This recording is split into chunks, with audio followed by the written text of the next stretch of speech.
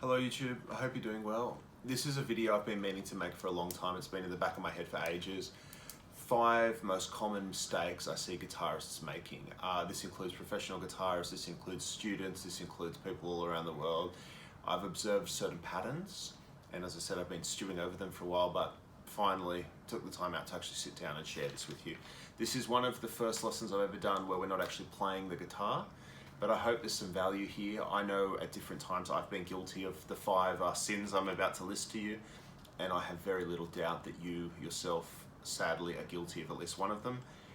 If something I say today strikes a chord, if you'll excuse the pun, we can try and minimize or eliminate that from our playing, and in my opinion that will make you a better guitarist, and that's time well spent in my opinion. So number 1, got my little notes here. The number 1 mistake I see guitarists make is moving on to the next song or idea too quickly. What I mean by that is sometimes I'll show someone something. It might be could be a Spanish guitar chord, it could be how to play a certain riff, it could be a song, doesn't matter what it is. All too often somebody will kind of play whatever it is they're supposed to be playing, and then after 1 or 2 muddled attempts, they'll go, great, what's next? And what's next is practicing that thing until you're blue in the face, until you can play it beautifully and amazingly and play it on all the strings and all the positions. But far too often, someone will receive a piece of musical information, and rather than process it and internalize it, they'll just kind of leapfrog to the next, go, what's the next one? Oh, great, that was a nice chord, show me another chord. It's like, but you didn't play the first one very nicely yet. So we're almost all guilty of that, I'm sure. So when you learn something, don't just tick the box, yes, I know how to do that, and move on. Make sure you practice it a lot in the initial stage and then regularly afterwards to really actually be able to play it well. That's number 1. Number 2, taking on material that's too difficult. I observed this recently with a student. He was doing Under the Bridge by the Red Hot Chili Peppers and Stairway to Heaven by Led Zeppelin. And nothing was particularly wrong with any of it, but none of it was going super right either. And this was a student I'd inherited from another teacher, so I hadn't trained him the whole way through. I'd picked him up, after he'd been playing for a couple of years. And I was thinking to myself, why? Like, how can I help this person play these songs better?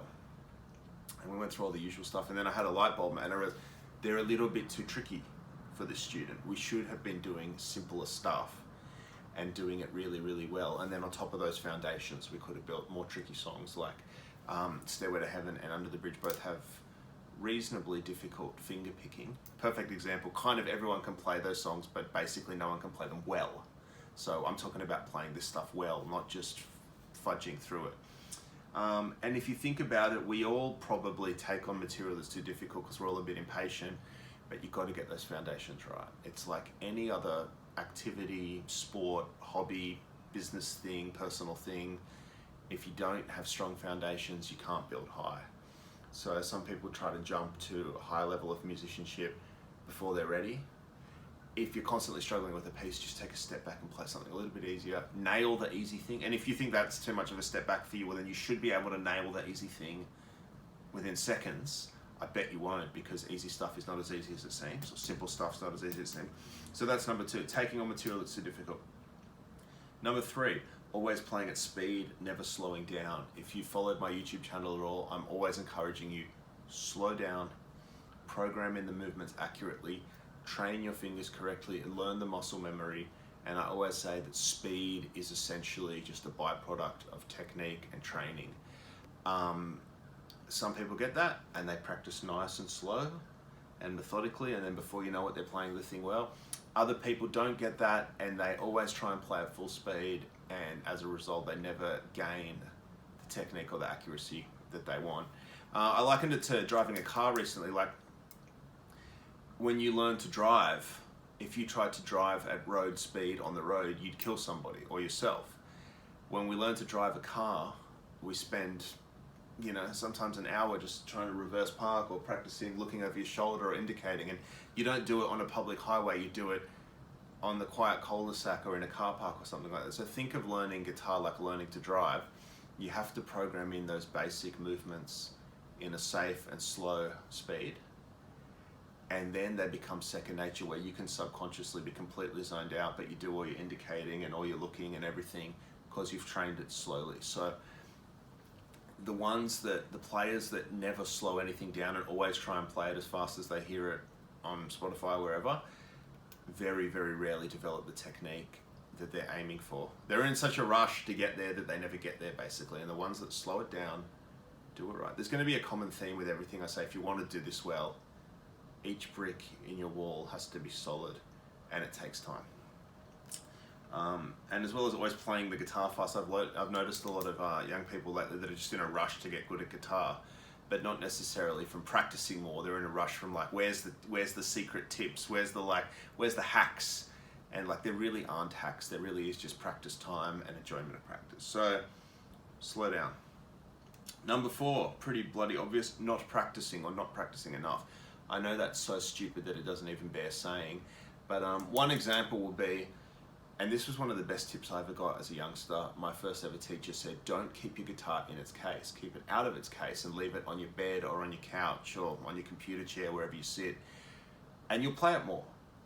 And that was a revelation for me, because so many people maybe set aside an hour a week or whatever it is, but they actually go and get the guitar out of the case and tune it up and blah, blah, blah.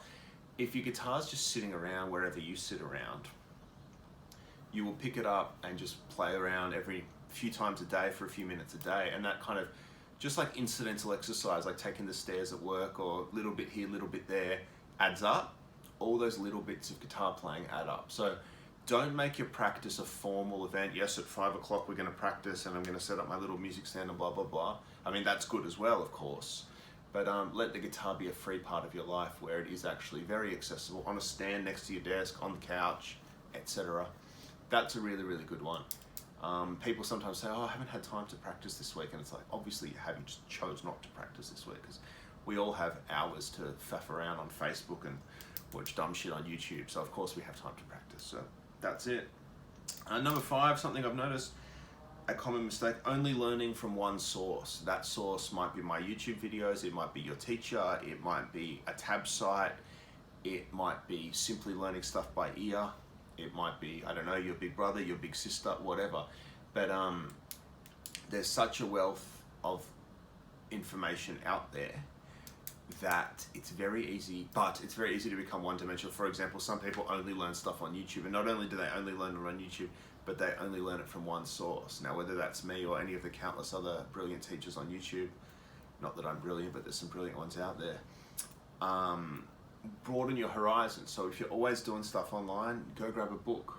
If you're always reading tabs, maybe try and learn some sheet music or learn something by ear.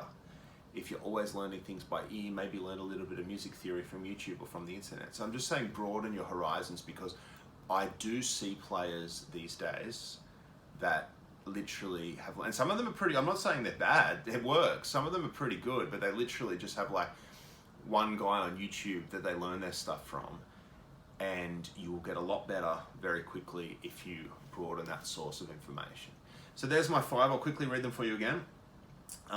I'm sure we can all, and that includes me, we can all improve at least one thing on this list. Moving on to the next song or next idea too quickly without internalizing the original one. Taking on material that's too difficult for the level that you're at. Always trying to play at speed, never slowing down to learn things properly. Not practicing or not practicing enough. And only learning from one source. So if you like, leave in the comments maybe which one of those you think applies to you. If I look at this list now, what am I most guilty of?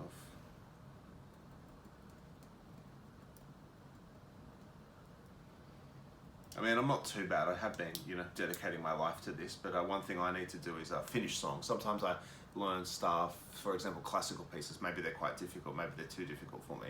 I get a bit lazy around the 70-80% mark, so that's something that I need to work on myself. We've all got something. Leave me a comment, let me know what you think. If you'd like more detail on all my music and the tabs to all my lessons, jump on the Patreon page, which will be linked there in the description. Otherwise, thank you very, very much, and I'll be back tomorrow where we've actually got the guitar in our hands and we're playing some new music. Thank you.